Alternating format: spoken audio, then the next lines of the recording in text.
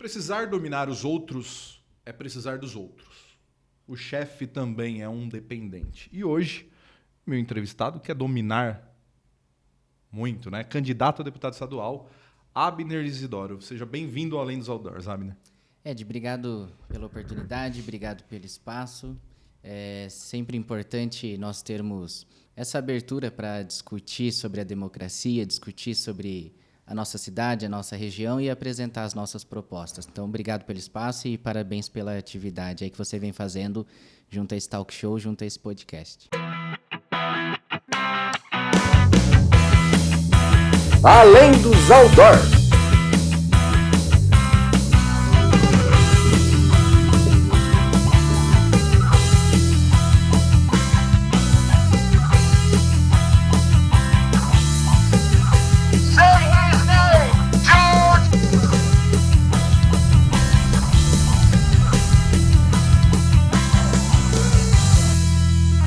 Diretamente aqui do Dual Cowork começa mais um Além dos Outdoors, o maior programa de entrevistas do Centro-Oeste paulista.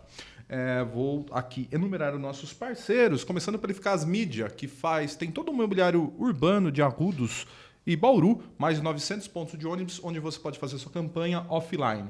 E também a FACOP, a Faculdade do Centro-Oeste Paulista, que tem o curso de odontologia noturno, que é um diferencial aqui na região. E também a Clínica FACOP, onde você faz os seus tratamentos sem pagar nada. Você paga só o valor do material e ainda esse valor do material eles vão lá e parcelam no boleto, Paulo. Eu, por exemplo, agora sou um cliente lá. A FACOP, nossa parceiraça. Estamos aqui no DUI com a Pureza Filmes, fazendo toda a nossa técnica. Vamos começar então o nosso programa.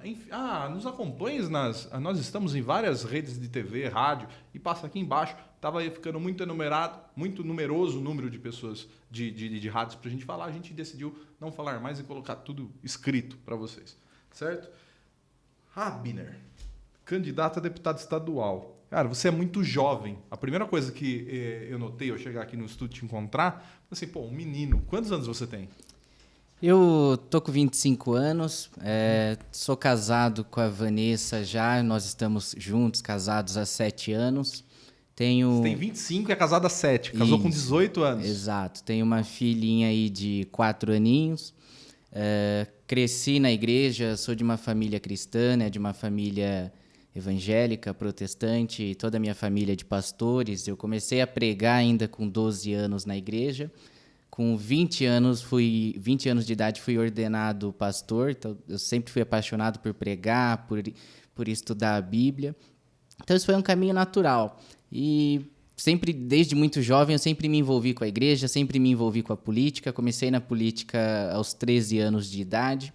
Logo aos 18, 19 anos, fui trabalhar no Congresso Nacional em Brasília. Trabalhei na Assembleia Legislativa do Estado de São Paulo também. Até porque eu sempre gostei do que Ulisses Guimarães falou uma vez, que política não se faz com idade, Política se faz com coragem. Então, quando a gente tem coragem para defender os nossos ideais, não importa se nós temos 18 anos ou 60 anos. A gente continua exercendo o nosso direito à democracia, independentemente da nossa idade, porque o que importa para nós é defender os nossos ideais dentro de uma democracia. Entendi. Deixa eu fazer uma pergunta que, com certeza, quem está nos assistindo já vai estar pensando nisso. Você não acha promíscua? Não promíscua, mas você não acha... as pessoas podem achar um pouco ruim a relação de religião com política. E você falou de uma maneira muito, assim... fácil, assim, que como se na sua vida a religião e a política fosse uma coisa, assim, já juntas, comum, assim. O que você acha disso? Bom, a religião e a política sempre caminharam juntas. Se você volta para o século XVI, início da Reforma Protestante, lá com Martinho Lutero, no ano de 1517, nós tínhamos países absolutistas, monarquias absolutistas, e a religião ela influenciou de forma positiva o desenvolvimento da democracia. O protestantismo, de forma especial, influenciou o desenvolvimento de todo o conceito de Estado laico, da separação entre igreja e Estado. Naquela época era o Papa, por exemplo, quem nomeava os reis, quem dava a bênção para os reis governar. E a partir da Reforma Protestante, a gente vê que começa a surgir toda essa ideia de democracia, de Estado laico, de que nós devemos fazer o que Jesus falou, né? Dar a César o que é de César e dar a Deus o que é de Deus. Fazer essa separação entre igreja e Estado, de forma que o Estado venha a cumprir suas funções na questão de segurança pública, saúde, educação, e a igreja venha a cuidar de todo o desenvolvimento espiritual da pessoa, que inclusive até pela Organização Mundial da Saúde, a questão da espiritualidade está dentro do conceito do desenvolvimento de saúde. Então, quando a gente começa a analisar toda a história da democracia, toda a história do cristianismo, toda a história do Ocidente, toda a história ocidental, a gente vai perceber que religião e política sempre caminharam juntas. Você citou 3 ou 4 vezes uma palavra muito bonita chamada democracia. Você está no Republicanos. Republicanos é nitidamente um partido de centro-direita ou de direita no país. E nós temos aí, agora acabou de ser assinado lá no Largo de São Francisco, uma carta pela democracia e etc. Isso porque, na cabeça deles, não na minha, tem um temor pela democracia, que o atual presidente poderia não prezar tanto pela democracia assim. Sei que você deve ser um apoiador do presidente. Sim. Tô achando, tá? Não tô falando. Quero falar. O que você preza pela democracia? Qual que é a sua relação com isso? Já que você falou 4 vezes essa palavra. Eu sempre fui a favor da democracia. Sou alguém que defende que tudo deve ser decidido de comum acordo por aqueles que pagam seus impostos, pagam seus tributos, né? A democracia ela está prevista na Constituição. Ela diz que todo poder, a Constituição vem dizer que todo o poder ele emana do povo. Quanto a essa carta que para mim não é uma carta, é um simples evento político organizado por partidos de esquerda. E para mim também, inclusive, é uma fraude organizada pelos partidos de esquerda, porque, por exemplo, você pega essa carta, você tem a assinatura lá do Paulo Scaff. E o Paulo Scaff registrou um boletim de ocorrência que ele nem sequer assinou aquela carta. Então, aquilo não passa de uma fraude feita por partidos de esquerda que querem dizer que o presidente Bolsonaro é um indivíduo que não respeita a democracia, que não defende a democracia, o que é mentira.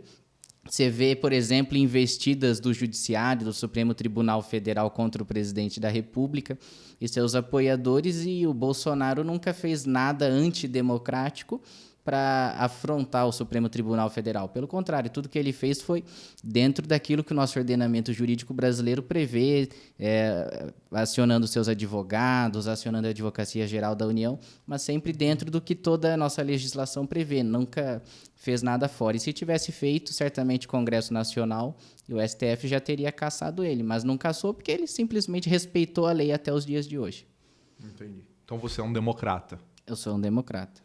Que bom. Como um bom cristão. Cristão democrata. Como um bom... Vou levantar polêmica, porque esse é o papel do programa, né? Claro. Como um bom cristão democrata e de direita, você deve apoiar o armamentismo, ou não? Ou nós vivemos em outro país? Não, eu sou totalmente a favor da flexibilização da lei que garante o acesso à posse e ao porte de armas. Inclusive, Jesus, num certo momento lá nos evangelhos, ele diz que chegará dias difíceis em que o amor das pessoas vai se esfriar, em que a sociedade vai ficar uma sociedade corrompida, e que seria necessário até mesmo a gente pegar, vender nossa bolsa, nossa roupa e comprar uma espada, que hoje poderia ser traduzido por arma. Então, dentro do próprio texto bíblico, você tem textos que defendem a utilização de arma para defesa pessoal, defesa de terceiros, defesa da propriedade privada. Então, eu acho que a posse e o porte de armas deve ser um direito garantido a todos aqueles que têm condições psicológicas e legais, é claro, para portar uma arma, para possuir uma arma. Mas a arma, ela só tem um intuito, né? Matar outras pessoas. Não tem outro intuito para arma. Isso não vai contra o evangelho? Sei lá, tirar a vida de outra pessoa? Primeiro que, se você colocar um revólver aqui na mesa, ele não vai te matar se eu não puxar o gatilho. Então, mas fica mais fácil, a arma ela não tem o intuito de matar ninguém. Eu poderia usar uma faca para te matar.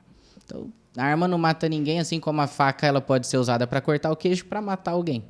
Então, eu acho que tudo vai do indivíduo que a utiliza. Agora, a questão da morte é uma questão muito complexa dentro da teologia cristã, porque você tem linhas da teologia cristã que, por exemplo, defendem a pena de morte e tem linhas que são contra. Agora, quando a Bíblia vem dizer lá nos 10 mandamentos não matarás, que é uma tradução do hebraico para o português, quando você vai para o hebraico, lá está escrito não assassinarás. Então, a Bíblia ela condena o homicídio. Mas existem textos que dizem que, por exemplo, se eu, num caso de legítima defesa, a minha vida ou a terceiros, acabar numa fatalidade, fazendo com que uma pessoa morra para defender a minha vida e a vida da minha família, a Bíblia me dá o direito de não ser penalizado por isso. Então, a questão da morte ela é uma linha muito tênue. A Bíblia ela condena não a morte em si, mas o assassinato. Entendi. Abner, se eu não tocasse nesses 2 pontos, qualquer telespectador ia falar assim para mim: o cara foi lá, você não perguntou para ele. Isso daí. Não, que isso, então, é importante. Agora eu quero falar visões. sobre proposta, tá? Eu estou aqui com o plano, plano de proposta, plano de governo, né? Não é de governo porque é pro legislativo, mas é aqui o plano de atuação parlamentar do Abner. Me fala, quais são as suas principais propostas? O que é que você... Qual a sua plataforma de governo? O que você está falando para as pessoas? Bom, primeiro, acho que é importante destacar que eu sou o único candidato a deputado estadual em Bauru e região que possui um plano de atuação parlamentar. Nenhum outro candidato na nossa região possui um plano de atuação parlamentar. Então, eu trago por escrito todos os meus compromissos, todas as minhas propostas. Eu trago por escrito o que eu vou fazer sendo eleito pela população de Bauru e de região. E ali eu elenco propostas para indústria, regional, paulista, saúde. Uma das propostas que eu faço, por exemplo, na questão da saúde, é fazer com que o Hospital das Clínicas ele não só tenha todo esse seu aumento de leitos de enfermaria e de UTI, mas que ele seja também utilizado e transformado num centro regional de referência em transplante de órgãos. Eu mesmo nasci com uma deficiência no fígado, e nasci com uma trombose no fígado e isso evoluiu para cirrose. Então, eu faço um tratamento de cirrose hoje. Eu sei na pele o que é você depender e estar na fila de um transplante de órgãos. Se você for fazer uma cirurgia hoje de um transplante de fígado na rede particular, é R$800 mil. Meu pai tem problema no fígado. Então, e quem que tem? Caminho para lá também. Tem. Assim como meu pai é problema através do álcool, sabe? Do álcool. Aí você bebe 40 anos, aí seu fígado parece que não aguenta. Parece, não tenho certeza. Aí você vai ver R$800 mil para você fazer um procedimento desse na rede particular. Muito caro, né? Quem que tem? Ninguém tem.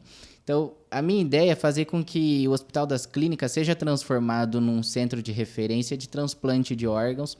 Hoje, o mais próximo da gente seria ali em Botucatu, mas que nós temos, no caso, um hospital até melhor em São Paulo, que é o Hospital das Clínicas. E a minha proposta é fazer com que Bauru tenha esse hospital que faça transplante de órgãos para atender toda a região de Bauru, toda a região de Marília, que a gente está falando de mais de 1 milhão de pessoas que, infelizmente, acaba tendo que se deslocar até São Paulo. E você sabe, então, na pele, assim como eu, que em muitos casos a pessoa não tem tempo hábil de chegar até São Paulo. E se ela não chegar num período aí de 2, 3 horas, o órgão acaba sendo perdido. Sim. E ela, infelizmente, acaba vindo a óbito, acaba falecendo. Então, meu objetivo é trazer para o interior um hospital que seja referência em transplante de órgãos. Então, você é evangélico e tem problema no fígado, então você nunca bebeu, nem sabe o que é álcool na sua vida, né? Não, eu não consumo álcool, nunca? Não bebo. Já consumi, né? Já consumi com... Falar que eu nunca consumi. A minha vertente teológica, ela entende que o consumo de álcool em si não é pecado. O que é pecado é a embriaguez. Certo. Todavia, a gente desaconselha o consumo do álcool porque algumas pessoas acabam desenvolvendo toda a questão de alcoolismo. Mas eu já provei, sim, claro, com 18 anos. Não aconselho ninguém a provar.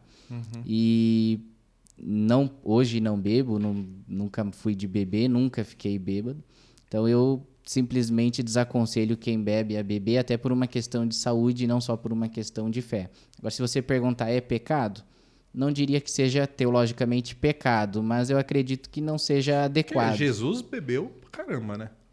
Você tem, por exemplo, no Novo Testamento, o consumo de vinho. Você tem Paulo... O primeiro milagre do cara foi transformar água em vinho. Você tem, por exemplo, o texto de Paulo a Timóteo, onde Paulo recomenda que Timóteo, por questões gástricas, ele consuma todo dia um cálice de vinho, né, para amenizar, melhorar essa questão gástrica.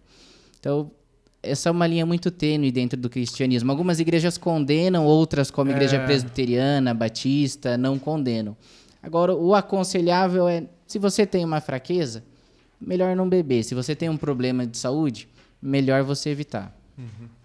Eu tomo um cálice de vinho todo dia também por questão de saúde. Os demais é por... Mas o primeiro é só por questão de saúde. Além dos outdoors. Oferecimento Eficaz Mídia Externa. Facop, Faculdade do Centro-Oeste Paulista. Aqui na Brumax você encontra tudo em higiene, limpeza e acessórios. Fabricamos produtos super concentrados para todo tipo de limpeza, residenciais, comerciais e industriais. Vem em uma de nossas lojas físicas, acesse a nossa loja virtual ou faça seu pedido pelo WhatsApp.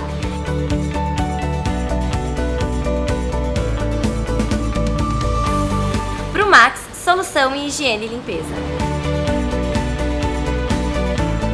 Voltamos a apresentar Além dos Outdoor.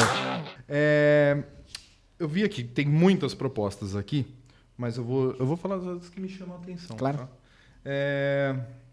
O que é a comercialização de seguros no Estado?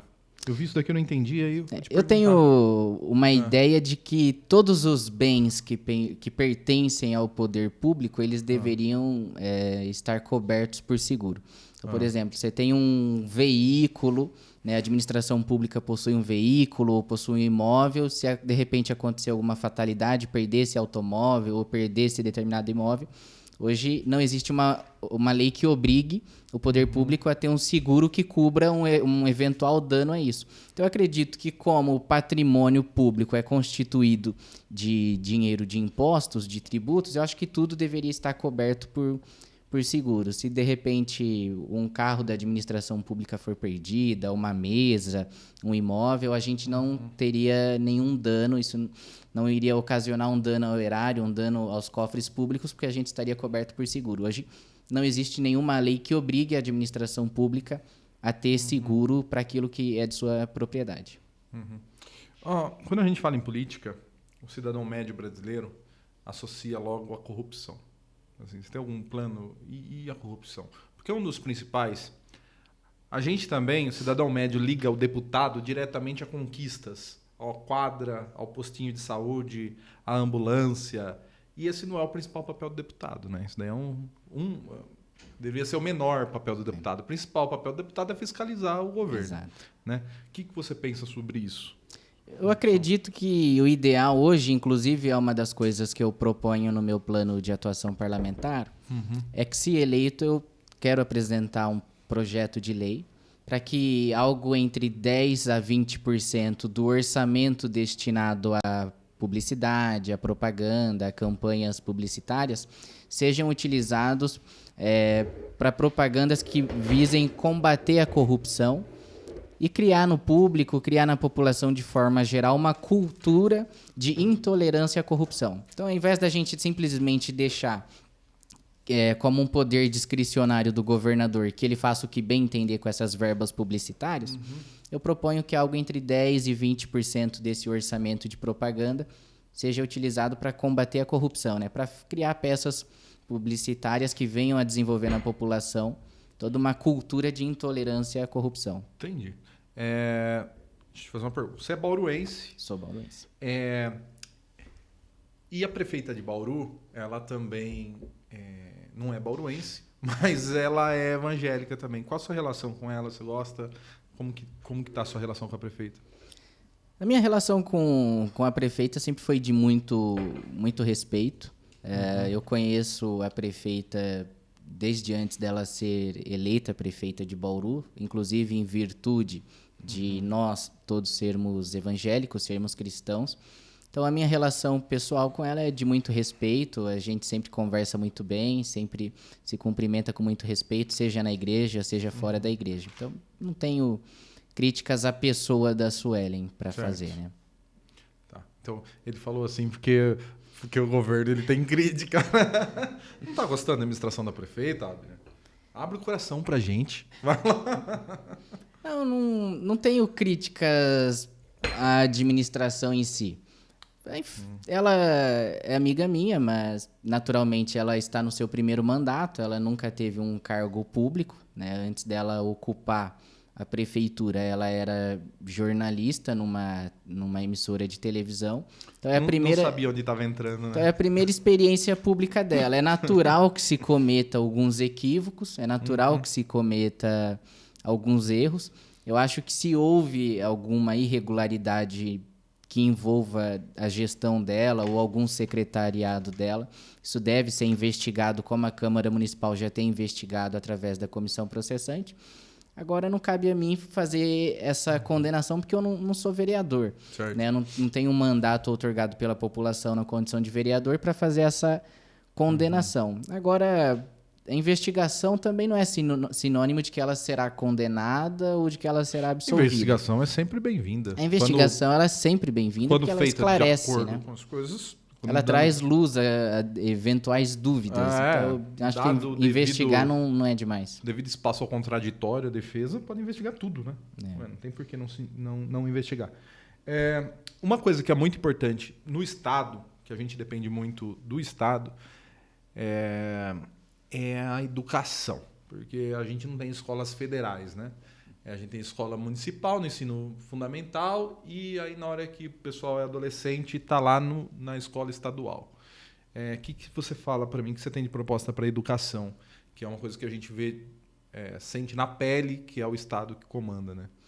Bom, primeira coisa, naturalmente eu como cristão, se eu for eleito, um dos projetos que eu pretendo apresentar é que se proíba toda e qualquer discussão de ideologia de gênero nas escolas. Quero propor um projeto de lei que inclusive proíba a implantação e a utilização de linguagem de gênero neutro na escola, mas também proponho projetos que, por exemplo, faça toda uma reformulação na estrutura arquitetônica das escolas. Hoje, a arquitetura das escolas ela é baseada num modelo desenvolvido na década de 40.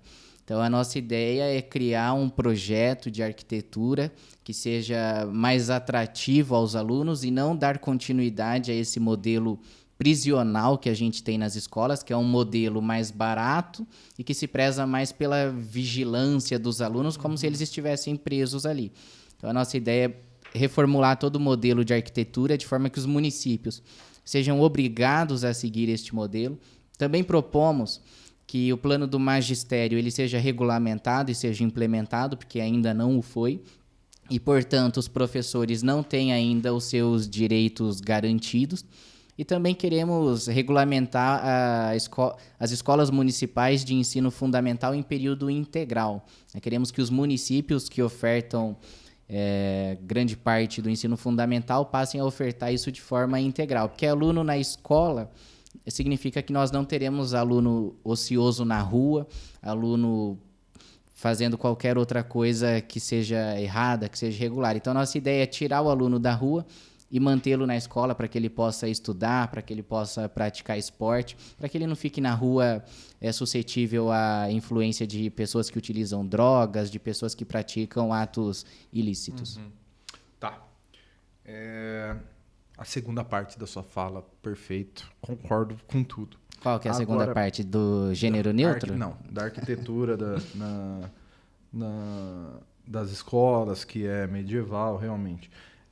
Mas aqui, no seu plano de governo, você fala também da implementação de escolas cívicos militares. Isso, você colocar militarismo nas escolas, não deixa as crianças, não é engessadas, mas robô. Você transforma tudo em robô. Não tem mais a diversidade. A gente não tem que incentivar a diversidade, as crianças ser diferentes, ter o seu próprio... Agora, tudo aquele... Não, você tem que andar assim, marchar assim, usar roupa assim, o cabelo tem que ser cortado desse jeito. Você não acha que é chato? Bom, primeira coisa, a gente tem, por exemplo, em Bauru, escolas cristãs. Escola cristã protestante e escola cristã católica. E se matricula nessa escola aqueles que os pais entendem que essa educação é adequada. Então, o fato de você ter uma escola cívico-militar na cidade não significa que todos os alunos deverão seguir esse modelo. Vai ser matriculado na escola aqueles alunos que os pais entendem que essa é a melhor educação. Eu acredito e defendo que o poder de educar é da família, é do pai, é da mãe. Eu sou pai, eu tenho uma filha de 4 anos e eu dou para ela uma educação religiosa e ninguém vai tirar de mim o direito de dizer se eu devo ou não devo educar minha filha na igreja, se eu devo ou não devo mantê-la matriculada numa escola cristã. Então, o fato de você ter uma escola militar não significa que todas as crianças estarão lá. Vai colocar na escola aquelas crianças que os pais entender que devem estar lá. Então, isso não vai criar uma geração de mini militares. Entendi. A ideologia de gênero, você fala aqui, eu entendo, eu já me aprofundei no pensamento cristão sobre isso. Não vou entrar nesse ponto, eu quero só te perguntar uma coisa. Nós sabemos que uma grande parte da sociedade não se identifica com o seu gênero de nascimento. Então, o que a gente faz? Se não vai falar sobre isso, se não vai discutir, como que faz? Bom, primeira coisa, você pega um livro da Bíblia lá do apóstolo Paulo, o livro de Romanos, lá ele já vem dizer há 2000 anos que a questão da sexualidade, a questão da homossexualidade é uma questão psicológica. O indivíduo, ele pratica o ato homossexual porque ele quer praticar o ato homossexual. Ninguém nasce gay, não existe gene gay, e a ciência, inclusive, não comprova a existência de um gene gay. A Organização Mundial da Saúde, até pouco tempo, considerava a questão da sexualidade e da homossexualidade uma questão psicológica a ser tratada. Então, essa ideia de que nós precisamos discutir nas escolas, junto a crianças e adolescentes, toda ideologia de gênero porque as pessoas nascem gay, isso não encontra embasamento científico, porque não existe nada na ciência que diga que a pessoa nasce gay. Eu preciso te fazer um relato pessoal. Claro. Quando eu estava no ensino infantil, tinha lá uns meninos de sei lá, 7, 8 anos de idade, que nós lá, o pessoal, eu praticava até bullying, daí eu tenho vergonha de falar. A gente já sabia que eles eram gays. Com 7 anos de idade, a gente já via, já falava, puta, aquele menininho ali é gay. E depois o tempo passou, agora estão com 30 e cacetada nas costas, e realmente eles são gays. Eles eram desde criança, já eram gays. Entendeu? Eu cresci sabendo que eles eram gays. Entendeu? Você acha que vocês não estão perdendo a mão nessa questão? Vocês não estão achando assim, não existem gays, é costume? Eu acho que existem gays, cara. Bom, todo filósofo e todo sociólogo já há muito tempo diz que a gente é moldado pelo meio em que a gente vive. A gente nasce como uma folha em branco e a sociedade vai nos moldando. Se você parar e refletir sobre esses indivíduos, você vai ver que existe aí uma influência familiar, uma influência de amizades nesse sentido. Então, a ciência, inclusive, vem comprovar que isso é uma questão filosoficamente, eu discordo de você. Eu acho que o ser humano nasce como tem que ser e a sociedade não o molda. A sociedade o controla. O ser humano é mau, o ser humano nasce... E a sociedade foi criada para controlar, para não deixar a gente sair matando um ao outro, etc. Mas aí nessa questão filosófica do indivíduo nascer como tem que ser, você vai cair na ideia de que o indivíduo nasce gay. E não existe nenhum embasamento científico de que a pessoa nasce gay. Esse discurso caiu por terra já há muito tempo. A pessoa, ela simplesmente pratica o ato sexual com um indivíduo do mesmo sexo porque ela deseja praticar o ato sexual com um indivíduo do mesmo sexo. Mas aí a gente vai proibir eles de fazer isso? Como que vai fazer? Em nenhum momento eu falei que se deve não proibir. Mesmo, realmente. O que eu falei é que nós não devemos, nas escolas, criar discussões de ideologia de gênero para criança porque e adolescente. Isso pode incentivar. Seria essa a ideia? Não digo que vai incentivar, mas eu digo que o pai e a mãe ele tem o direito de ensinar para o filho aquilo que ele acha correto. Eu sou cristão, eu sou pastor, a minha família toda é de pastores. Então eu não quero que ninguém chegue na escola e diga para minha filha de 4 anos que a relação homossexual é o modelo ideal de família. Concordo com você. Só para deixar claro que eu concordo. Nesse ponto que você falou, eu concordo. Agora deixa eu tocar em outro ponto. Tem que ter ensino religioso na escola? Eu sou um defensor do ensino religioso. Eu não quero que minha filha de 4 anos chegue lá na escola e querem falar com ela que religião que ela tem que ter, porque lá na minha casa é todo mundo satanista, entendeu? Bom, primeiro Acho ponto... que eu tô fazendo um contraponto aqui, só pra colocar ele. Não, o primeiro ponto é... Para ter o contraponto, eu precisava ter terminado a frase. Sim. Tá? Então, assim, eu defendo o ensino religioso. Acho que o ensino religioso deve ser ministrado nas escolas de forma neutra. Os conceitos religiosos devem ser apresentados de forma neutra. Porém, eu defendo que a matrícula na matéria do ensino religioso deve ser opcional dos pais. Então, se vai ter na escola da minha filha o ensino religioso envolvendo religiões de linhagem de matriz africana, se eu quiser matricular, legal, a filha é minha, eu sou o pai, é meu direito. Se eu não quiser matricular, legal também. Mas eu acredito que as pessoas devem ter à sua disposição o estudar a religião, até para saber quais são as influências que nos fizeram ser o que somos. Se você pega, por exemplo, os Estados Unidos da América, por que os Estados Unidos é essa potência hoje? Pela influência da religião. Eles foram colonizados por cristãos protestantes de linhagem puritana. E os puritanos, diferente da Igreja Católica, eles entendiam que o acúmulo de capital, que o acúmulo de riqueza era bênção de Deus. Enquanto a Igreja Católica entendia que o acúmulo de capital, a usura, era pecado. Então, os países como o Brasil, que foram colonizados pela Igreja Católica, economicamente e financeiramente, se ferraram. Agora, os países que foram colonizados por países de linhagem protestante, como é o caso dos Estados Unidos, eles prosperaram. Então, a gente tem, inclusive, livros que vão tratar a esse respeito, como o Max Weber. O Max Weber vai ter um livro onde ele vai tratar sobre o espírito capitalismo e toda a influência protestante. E ele vai dizer justamente isso. Olha, os Estados Unidos é a potência econômica que é hoje porque foi colonizado por protestantes. Então, a gente precisa aprender nas escolas sobre as influências religiosas para a gente entender por que o Brasil tem essa questão econômica que nós temos hoje, toda essa questão burocrática, por que os Estados Unidos é uma potência, por que os países orientais são daquelas formas, a economia se relaciona daquela forma. Tudo é uma influência religiosa. A nossa vida ela é uma cosmovisão religiosa. O simples ateísmo acaba sendo uma religião. Então, a gente precisa entender a religião para a gente entender quem somos hoje. Além dos outdoors.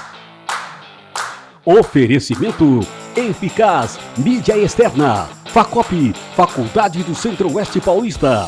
Pureza Filmes, produtora de vídeos. E DNE, agência de publicidade.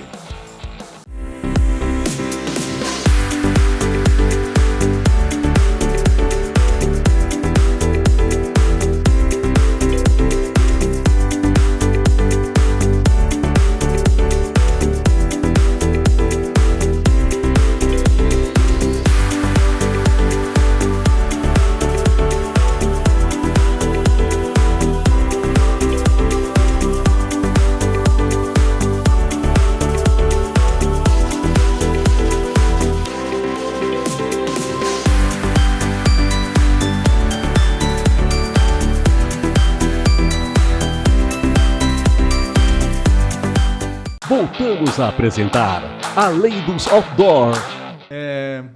Tá, vamos pegar outro assunto que é inerente ao mandato do deputado estadual, que é a segurança. Segurança. Bauru tem guarda municipal?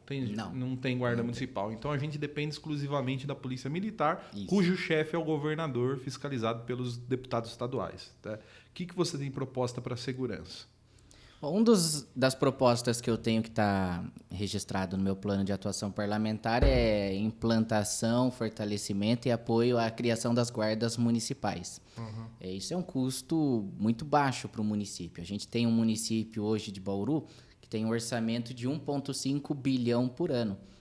Você vai para Botucatu, o custo para manter a guarda municipal é de 4 milhões por ano. Então, assim, a gente tem receita de sobra para criar uma guarda municipal. E eu, como deputado estadual, quero criar leis que incentivem a criação das guardas, inclusive a manutenção das mesmas e o investimento das mesmas. Eu, como deputado estadual, também quero utilizar as minhas emendas parlamentares para investir nas guardas para que elas comprem veículos, comprem armamentos, realizem cursos, que eu, como deputado estadual, posso destinar as minhas emendas do jeito que eu achar melhor. Então, uma das propostas para a segurança pública envolve a Guarda Municipal, envolve o incentivo ao videomonitoramento, envolve, inclusive, o incentivo a que toda a nossa região passe a ter iluminação de LED, porque isso melhora também toda a questão do videomonitoramento, também reduz todo o consumo de energia. Então, são propostas simples e viáveis e factíveis. A gente não precisa inventar a roda. A gente simplesmente precisa fazer aquilo que está dando certo. Tá. Vamos falar de eleição. Você é candidato aqui em Jaú, você vai fazer campanha em Bauru, né? Eu sou jauense, gente, então eu confundo.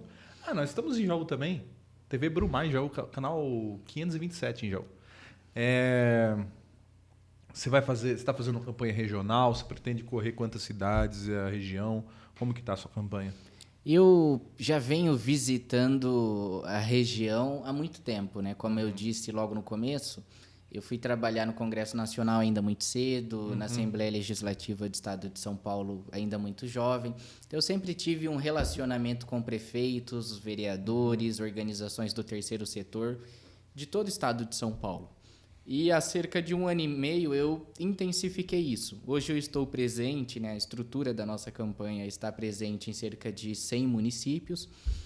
A maioria desses municípios eu já estive lá fazendo reuniões.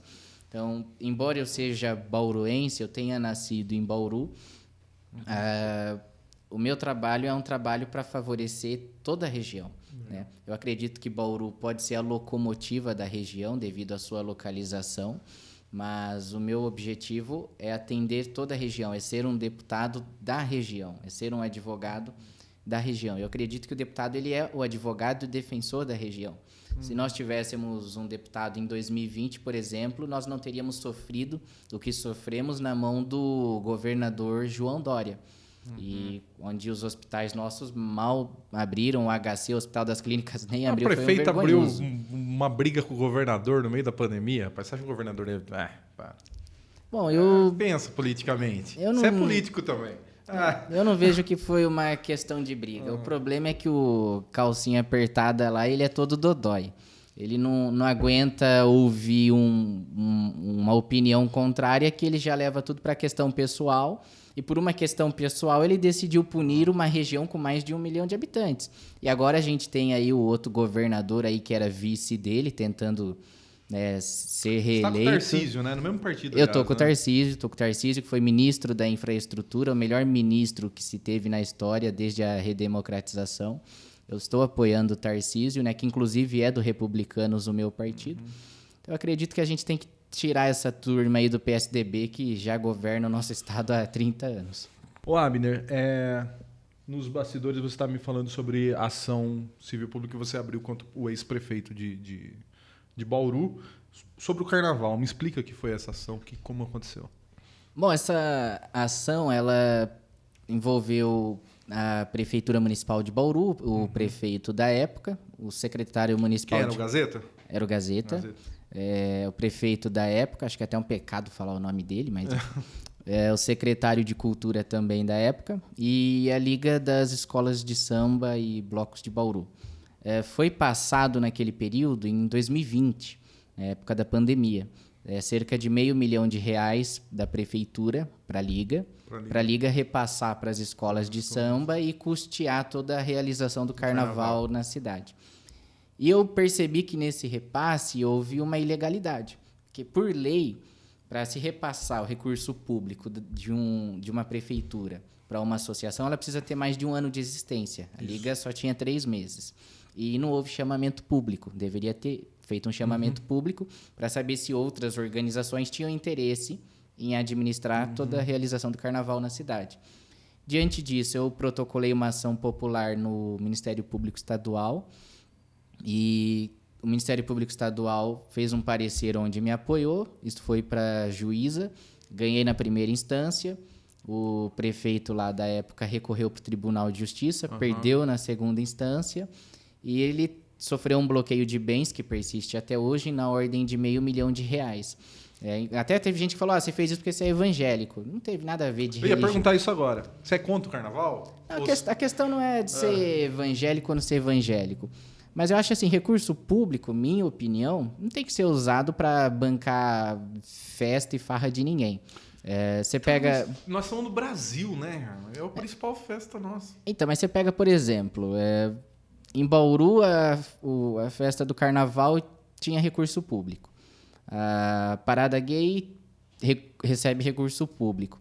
A Marcha para Jesus não recebe. E a gente Porque não faz a questão religião- de receber. E aí, Mas a lei nos permite receber. porque aí o prefeito vai incentivar só a religião dele. Não, mas a lei nos permite receber. Mas a questão é que a gente nunca pediu porque a gente acha errado. Eu tenho o pensamento de que o recurso público ele não tem que ser usado para carnaval, nem para Parada Gay, nem para Marcha para Jesus. Eu defendo isso. Eu acho que o recurso público é para saúde, é para educação, Bonito é para cultura. Bonito o seu discurso. Agora você vai falar pro prefeito do Rio de Janeiro que ele não vai incentivar o carnaval lá, que movimenta a economia da cidade pro resto do ano. Bom, primeiro que Bauru não é Rio de Janeiro. Mas- O retorno que você tem aqui em relação ao Rio de Janeiro é muito pífio. Agora, se você parar e comparar também o custo disso, pra gente é muito ruim. Porque você manda quase R$1 milhão para custear o carnaval em Bauru. A gente não tem uma economia para ter esse retorno. Segundo ponto, as pessoas lá vão beber, vão usar droga, vão brigar, aí vão para as nossas unidades de pronto atendimento, vão usar o nosso serviço de saúde, vão onerar o nosso serviço de saúde. E aí, então a gente só sai perdendo. Entendeu? Isso não traz um retorno de fato. Eu acho que o dinheiro da cultura deveria ser investido no teatro, que sempre vive uma situação precária, poderia ser investido na banda municipal, em organizações de danças e coisas similares, não em festa de carnaval, parada gay, ou até Que é mesmo tão a marcha legal. para Jesus. É que você tem 25 anos, casou com 18, cara, você tem uma menina de 4 já, e eu, com quase 10 anos mais... Não tem 10 anos, quase 10 anos mais que ele, fico falando pra minha mãe, não tá cedo ainda, calma. Você tá louco? Tem mais uns 2 aninhos pra nós curtir aí, né? Fazer um negócio. Carnaval é muito bom, Abner. Você nunca foi no carnaval, né? Nunca foi. Bloquinho do urso lá em Votuporanga, Paulo. Nossa! Torrinha. Tava com o ex-prefeito Torrinha, agora de pouco, o Ronaldo. O Ronaldo, amigo Conhece? meu. Ronaldo Gasparello. Tava agora. E. Nossa, teve uma passagem lá, não cabe contar no programa, depois eu conto fora do ar pra vocês. Eu era chefe de gabinete já e ele era prefeito. Eu fui no carnaval dele lá, ele me viu no meio, me cumprimentou. Olha, o chefe de gabinete do prefeito de Dourado tá ali, cumprimentou. Não podia saber que eu tava lá. Aí saiu em tudo quanto é lugar. Essas coisas você não passou. Você foi exonerado? Você não passou por isso, né? Não passei. Então, tá vendo? Passei. Falta muita coisa pra você viver ainda. Abner, embora eu pense diferente de você, você conseguiu explicar para mim muito dos pontos de vista e de uma maneira aceitável. Assim. Eu não concordo com... Eu tenho uma visão mais liberal no sentido do liberalismo raiz mesmo, lá dos Estados Unidos, não do liberalismo brasileiro. Que eu acho que as pessoas fazem da vida dela o que elas quiserem e ninguém tem nada a ver com isso. Mas todas as explicações eu tive que concordar em certo ponto com elas, porque é muito centrado, até no ensino religioso na escola, que eu sou totalmente contra. Ao momento que você fala assim, não, tem que ter as matérias lá, você matricula optativo. Pô, ótimo, tudo bem. Vou ver um pouco de protestantismo, vou ver catolicismo, vou ver história, né? Também. Concordo. A questão... gostei das suas propostas. Tem muito a ver com o mandato de deputado estadual, porque normalmente os candidatos têm propostas que é de prefeito. Vai construir casa, vai asfaltar rua, vai fazer... Que são propostas de prefeito, não tem nada a ver com o mandato. Fez aqui, então eu me senti satisfeito. Eu quero agradecer a sua presença aqui no programa. Garanto que quem assistiu também ficou... Se não gosta das suas propostas, ficou na dúvida porque você explicou bem, ou se é da sua vertente, é evangélico, é conservador, você ganhou o voto da pessoa porque ela viu um representante que pensa igual ela e tem argumentos plausíveis, né? Então é isso. Obrigado por ter vindo aqui. Eu que agradeço a recepção, agradeço a oportunidade. Eu acho que isso é democracia que a gente falou no começo, né? Eu posso não concordar com nada do que você diz, mas eu defenderei até o meu último suspiro de vida o seu direito de falar aquilo que você diz. Eu acho que democracia é justamente isso. Embora a gente talvez tenha visões diferentes, um defende o direito do outro de expressar aquilo que acredita. Eu agradeço pelo seu carinho. Aproveitando já essas palavras, também quero pedir seu voto para deputado estadual. E peço o voto também de quem estiver nos assistindo, né? Eu sou do Republicanos. Se você me permite, queria até passar minhas mídias. É só... Fica à vontade. Vai estar acreditado aqui embaixo, mas legal. Pode falar também. É só digitar lá no Facebook, no Instagram ou no Google, que tem o meu site, Abner Isidoro. Né? Abner é até um nome chato. Minha mãe falou que colocou Abner porque é bíblico, mas na Bíblia tinha Marcos, tinha Lucas, enfim. Mas Abner é um nome bíblico também. Só digitar lá Abner Isidoro e, de repente, se a pessoa se identificou comigo, com pautas cristãs, conservadoras, é só no dia 2 de outubro, digitar lá 10345. Obrigado aí a todos pelo carinho, obrigado, Ed, pelo carinho, obrigado a cada ouvinte pelo carinho e que Deus abençoe a todos nós. Pessoal, esse é o Além dos Outdoors, o maior programa de entrevistas do Centro-Oeste Paulista. Obrigado por Eza Filmes, do Cowork, que estamos aqui. Vou falar dos nossos patrocinadores. A Eficaz Mídia tem todo o mobiliário urbano de Bauru e Agudos, onde você pode fazer sua campanha offline nos pontos de ônibus. A FACOP, a Faculdade do Centro-Oeste Paulista. A FACOP tem o curso de odontologia noturno e também mais de 50 pós-graduações. A FACOP ela é referência na América do Sul para a pós-graduação em odonto. Ela recebe aí o pessoal direto, Paulo, eu estou no Goró da Rosa, tem o pessoal lá do Peru falando tudo enrolado, porque estão na FACOP fazendo pós-graduação. É isso, isso é Além dos Outdoors. Obrigado, Abner, por ter vindo aqui, tá? E até o nosso próximo programa. Tchau.